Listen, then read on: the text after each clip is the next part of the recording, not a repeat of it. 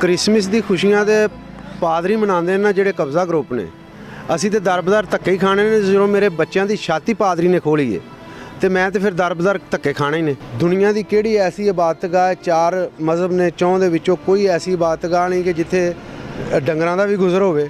ਡੇਰੇ ਵਾਲੇ ਮੰਜੇ ਡਾਓ, ਬਹਿ ਸੌਣਾ ਪੈਣਾ ਕਰੋ, ਤਾਸ਼ ਖੇਡੋ, ਫਿਰ ਬਲੈਕੀਆਂ ਨੂੰ ਉੱਥੇ ਤੁਸੀਂ ਪਨਾਹ ਦੇਵੋ। ਉੱਥੋਂ ਦੇ ਲੋਕਾਂ ਨੂੰ ਇਹ ਗੱਲ ਕਹਿੰਦਾ ਹੈ ਜੀ ਤੁਸੀਂ ਮੈਨੂੰ ਖੁਦਾ ਨੇ ਮਨਾ ਕੀਤਾ ਹੈ ਕਿ ਇਸ ਚਰਚ ਦੇ ਵਿੱਚ ਨਾ ਤੂੰ ਜਾਣਾ ਤੇ ना तेरी कलीसिया जाए, तुसी मेरे घर आन के बात करनी जिन्होंने कब्ज़ा किया है। ये जो पादरी हैं हमारे पाकिस्तान में ये ऐसा काम करते हैं और मैं 110% सच कह रहा हूँ। अगर मेरी एक भी बात झूठी हुई तो जो भी सज़ा बनेगी मैं भुगतने के लिए तैयार हूँ।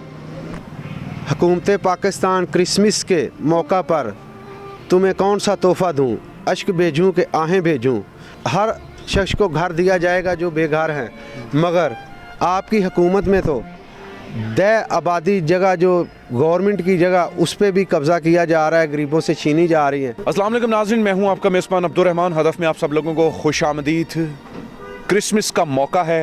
पूरी दुनिया में इस वक्त 25 दिसंबर के हवाले से क्रिसमस की खुशियां मनाई जा रही हैं, लेकिन इसी खुशी के मौके के ऊपर बड़ा ही एक दिलखराश वाक़या लेकर आप सब लोगों की खिदमत में हाजिर हुए। इनकी पूरी ज़िंदगी की कमाई सिर्फ 5 मरले जगह जो कि इनके बीवी बच्चों की छत है, इनसे एक शख्स ने छीन ली है जिसका ताल्लुक़ भी मसीही बरादरी से ही है।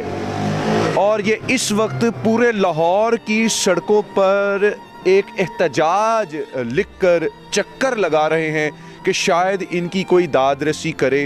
पुलिस, अदलिया, मुख्तलिफ इदारे, इलाके की पंचायतें, लोग और ये खुद और इनकी फैमिलीज़ के बारे में क्या कहती है और आखिर क्यों इनको इस दौर में इंसाफ नहीं मिल रहा, क्योंकि मिनॉरिटी ही यरगमाल है मिनॉरिटी के हाथों।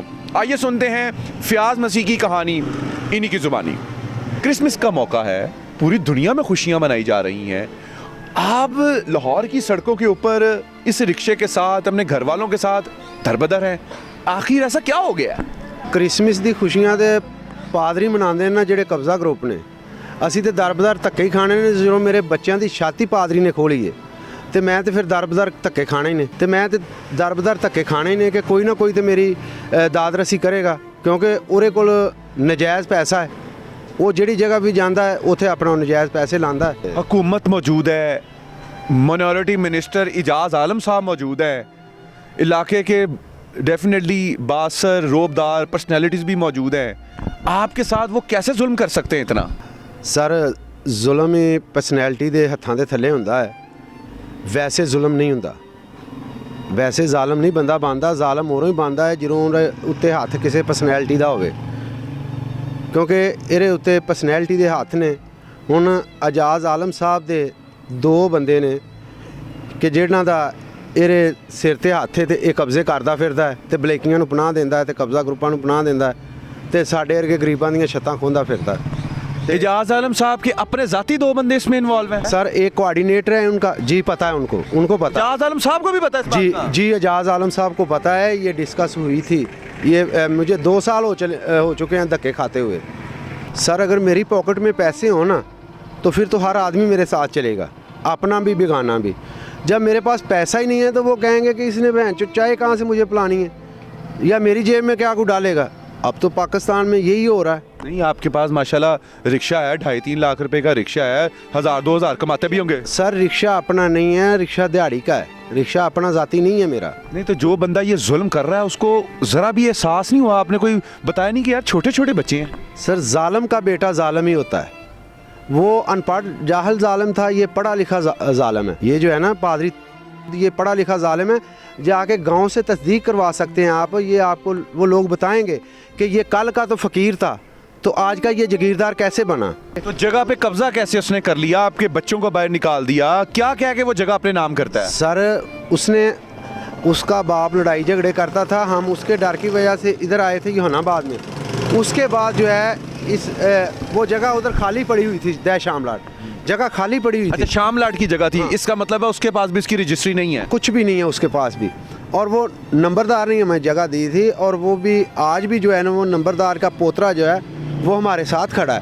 वो भी मैंने उसको कहा यार, अगर नंबरदार का पोतरा आपके साथ खड़ा, जाहिर बात है नंबरदार है, जी। तो वो उसको नहीं कहते कि भाई किधर आ गया तू?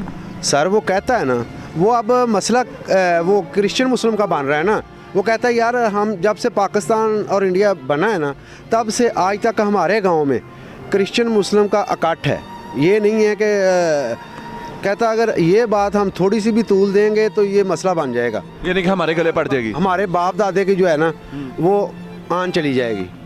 ठीक है, तो पुलिस को नहीं जाके वो बताते कि जनाब हमने ये जगह दी है? सर पुलिस को बताते हैं, मगर पुलिस जो है पैसों की तरफ जाएगी या ज़बान की तरफ जाएगी। अच्छा फयाज मसीह साहब, आप ना एक बड़े ही पढ़े लिखे बंदे के बारे में बात कर रहे हो। वो सिर्फ डिग्री नहीं है उसके पास दुनियावी, वो एक मजहबी पेशवा भी है। आप उसके बारे में पादरी का लफ्ज़ इस्तेमाल कर रहे हैं, तो ये बड़ी जिम्मेदारी से बात कर रहे हैं कि पादरी जैसा बंदा ऐसा काम कर सकता है? खुदा का खादम ऐसा काम नहीं करेगा, अच्छा चरवाहा ऐसा काम नहीं करेगा, मगर ये जो पादरी हैं हमारे पाकिस्तान में ये ऐसा काम करते हैं।